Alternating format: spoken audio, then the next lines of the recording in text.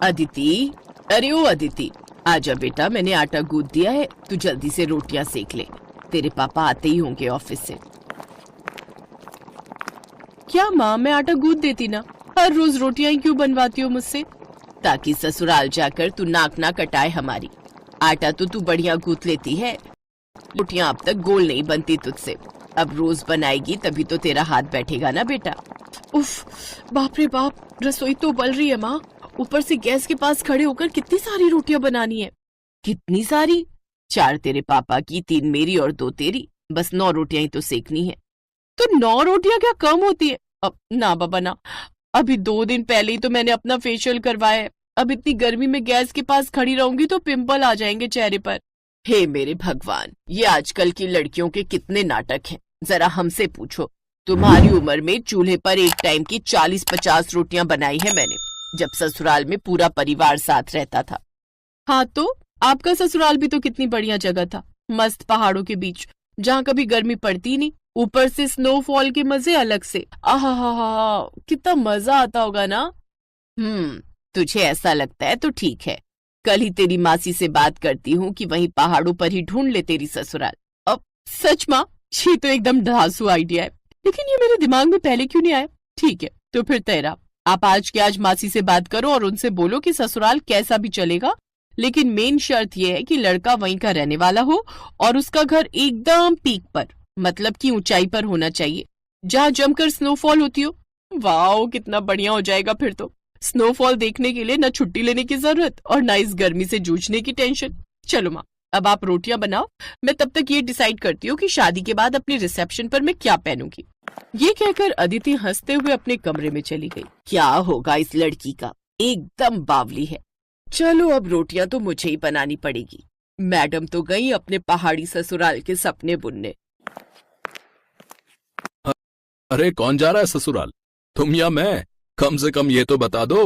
अजी, मेरा कोई मन नहीं है, ना अपने ससुराल जाने का और ना ही आपको कहीं भेजने का। वो तो आपकी लाडली है जिसे अब नया फितूर चढ़ा है। कहती है शादी करेगी तो किसी पहाड़ी लड़के से। अब बताओ, ऊंचे पहाड़ पर ससुराल चाहिए इसे। अब आप ही समझाइए इसे कि कितनी दिक्कतें होती है पहाड़ पर, जिनसे हार कर हम यहाँ आ बसे। हमारा वक्त अलग था विभा, लेकिन अब पहाड़ों पर भी काफी तरक्की हो गई है। पहले से बहुत बदल गया है पहाड़ी जीवन। अरे कितना भी बदल गया हो, लेकिन यहाँ जितनी सुविधाएं तो नहीं है ना वहां पर अभी भी। और ये आपके विचार अचानक से कैसे बदल गए? आपके कहने पर ही तो हम अपनी जॉइंट फैमिली छोड़कर यहाँ दिल्ली आए थे।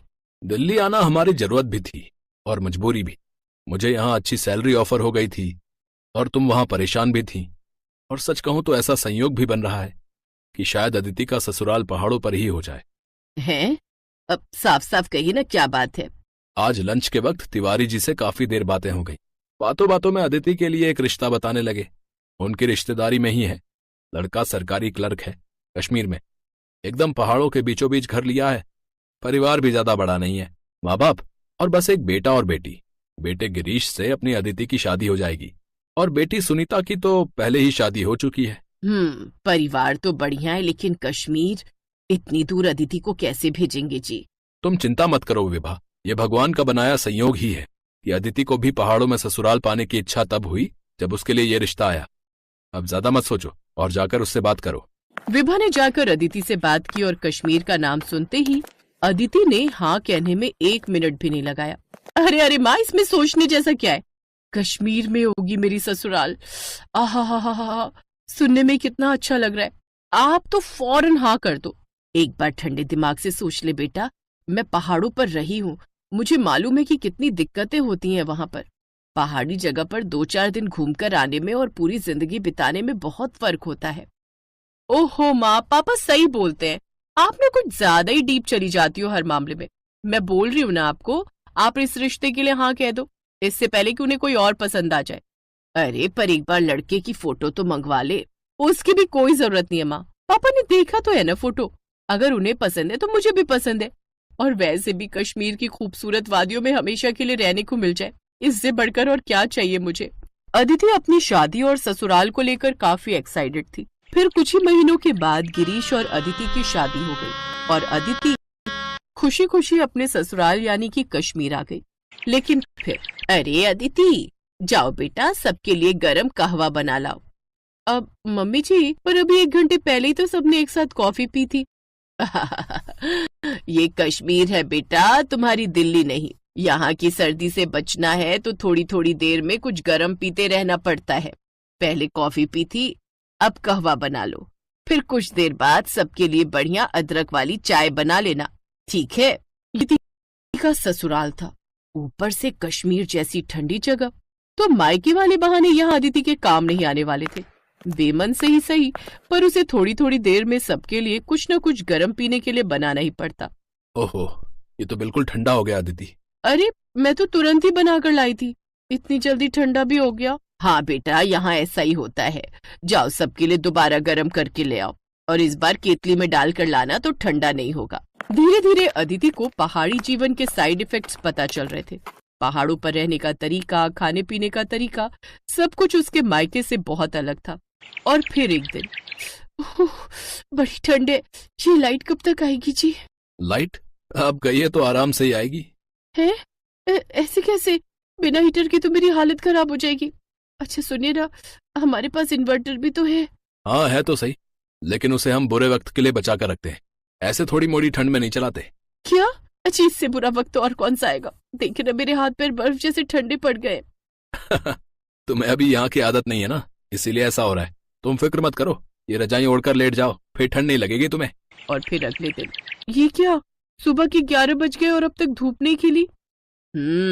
धूप की उम्मीद तो छोड़ ही दो बेटा, ये दिसंबर का महीना है, अब तो सीधा बर्फ गिरेगी। बर्फ गिरने की बात सुनकर अदिति खुश हो गई, क्योंकि उसे शुरू से ही स्नोफॉल बहुत पसंद था। लेकिन फिर जब सच में बर्फबारी हुई तो उसकी हालत पहले से भी खराब हो गई। अदिति क्या कर रही हो? चलो ना, बाहर कितनी बढ़िया बर्फ गिर रही है। तुम्हें तो कश्मीर का फर्स्ट स्नोफॉल देखना था ना? हाँ देखना तो था, लेकिन बहुत ठंड है जी। ओहो, मैंने तो ध्यान ही नहीं दिया। स्नोफॉल के दौरान रूम हीटर नहीं चला सकते। पर ऐसा क्यों? क्योंकि स्नोफॉल के टाइम सारे खिड़की दरवाजे बंद रखने पड़ते हैं, और ऐसे में रूम हीटर चलाना खतरनाक हो सकता है, बस इसीलिए। चलो अब तुम जल्दी से बाहर आओ, सब तुम्हारा वेट कर रहे हैं। लेकिन जब वो अपने कमरे से बाहर आई तो उसे देखकर सब अपना पेट पकड़कर हंसने लगे। ये क्या हाल बना लिया तुमने अदिति? एकदम कार्टून लग रही हो। सबको खुद पर हंसता देखकर अदिति को बुरा लगा और उसकी आंखों से आंसू बहने लगे। कोई बात नहीं बेटा, पहाड़ों में ससुराल होने के कई फायदे हैं तो कुछ नुकसान भी हैं, मैं समझती हूँ।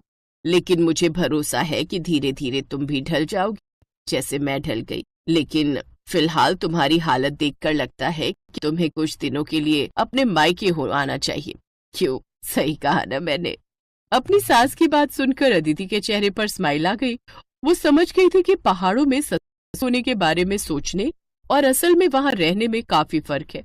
ऐसा नहीं था कि वो हिम्मत हार गई थी, लेकिन फिलहाल वापस कुछ दिन अपने मायके में आकर रहने के लिए वो बहुत एक्साइटेड थी।